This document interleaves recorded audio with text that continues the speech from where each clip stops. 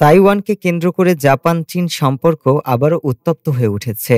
জাপানের নতুন প্রধানমন্ত্রী সানাই তাকাইচি সম্প্রতি পার্লামেন্টে বলেছেন, চীন যদি তাইওয়ানে বল প্রয়োগ করে তবে তা জাপানের জন্য বেঁচে থাকার হুমকি তৈরি করবে এবং টোকিও প্রয়োজন হলে সামরিক পদক্ষেপও নিতে পারে।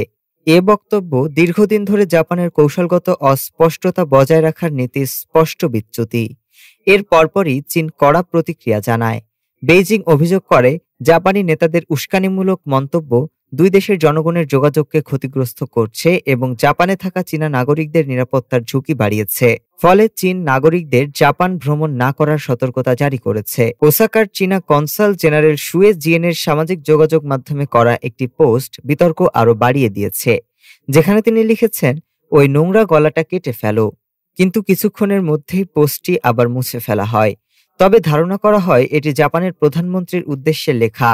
জাপানের ক্ষমতাসীন দল এই কনসাল জেনারেলকে পার্সোনা নন গ্রাটা ঘোষণার প্রস্তাব পাশ করেছে। উভয় দেশই পরস্পরের রাষ্ট্রদূতকে তলব করেছে। চীন বলছে, তাইওয়ান তাদের ভূখণ্ড এবং প্রয়োজনে সামরিক শক্তি ব্যবহারের অধিকার রাখে। অন্যদিকে জাপান জানাচ্ছে তাদের নীতিতে পরিবর্তন আসেনি।